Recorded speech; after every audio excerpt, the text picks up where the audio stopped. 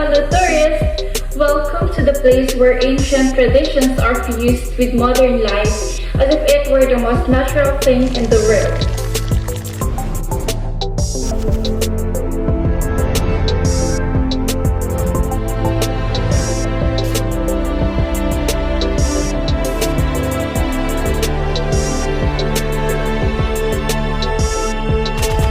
Yoi! Shitachi no Kankokyaku.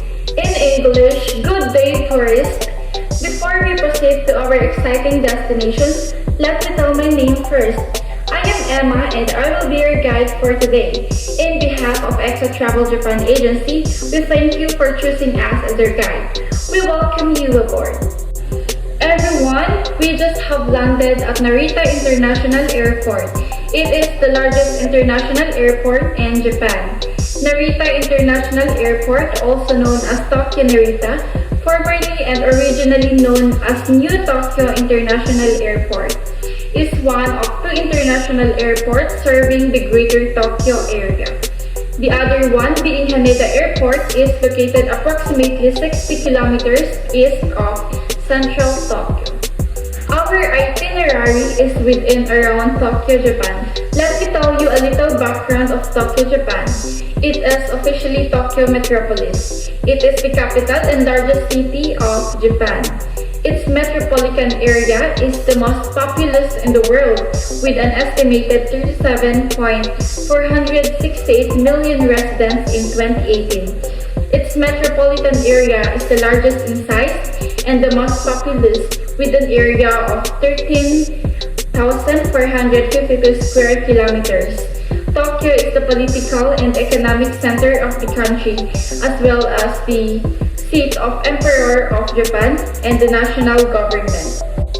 Let's now explore Tokyo's historical sites, romantic places, and some of the other unique places that make this city so special. From historical sites to the Tokyo of the future, there are lots to see and do. Our first stop, beyond the Thunder Gate to the heart of Edo culture, is the Sensoji Temple. Sensoji Temple is perhaps the most famous and photographed of Tokyo's temples. It is the oldest Buddhist temple in the capital, and the 5-story pagoda. Trails of incense and vast eaves will take you back to a Tokyo of time gone by. The history of the temple is an interesting one. Legend states that two fishermen caught a golden statue of Kannon, the merciful Nirvana achiever, in what is now the Sumidor River. Despite trying to return the figure to the river multiple times, it always was enshrined. Although the Sensoji Temple was founded in 628, the current Crimson Building is much more modern, as it was rebuilt after being destroyed in World War II. Our second stop, a serene and spiritual forest thrives in the middle of the concrete jungle, is the Meiji Jingu. The densely forested grounds of Meiji Jingu Shrine occupy a large swath of land bisecting Shinjuku and Shibuya. A walking path cuts through the trees, leading to a shrine in the center. Walking this mystic trail will make you forget you're in the middle of two of Tokyo's busiest districts.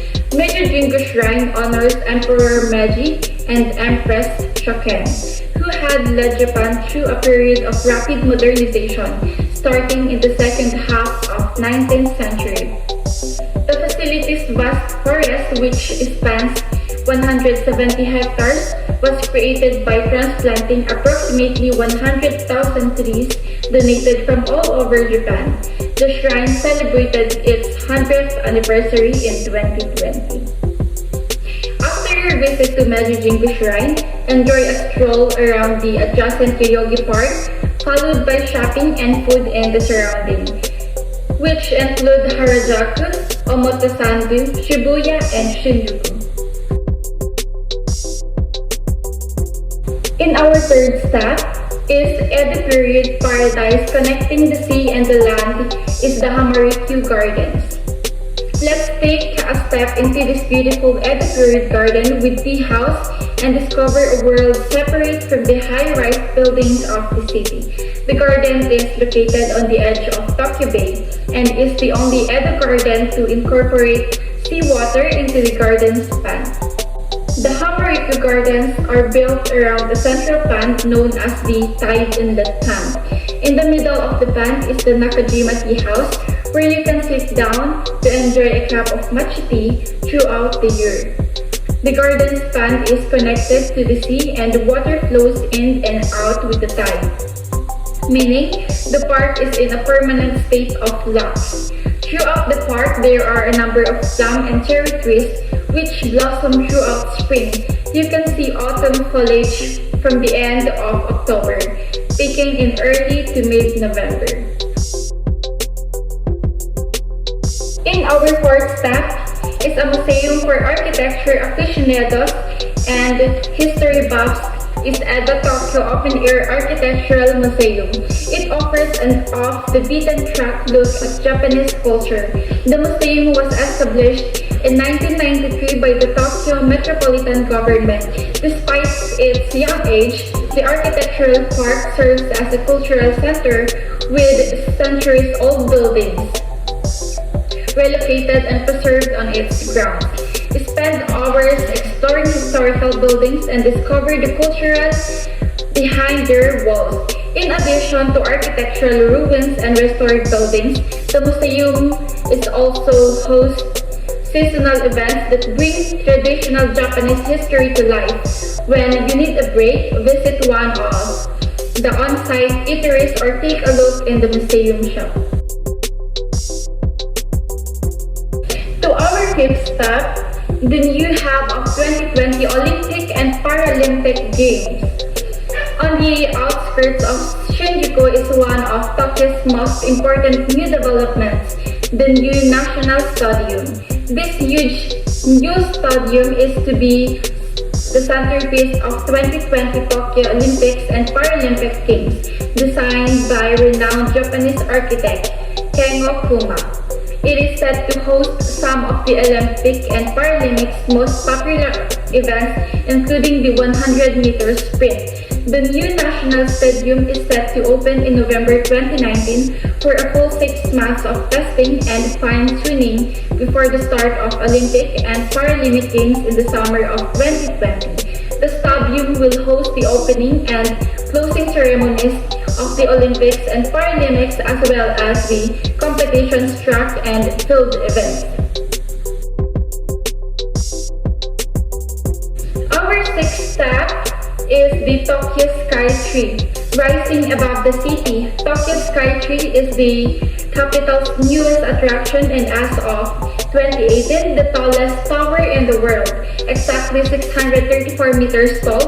This massive tower really stands out in Tokyo's skyline and has quickly become a popular date spot for international and local couples.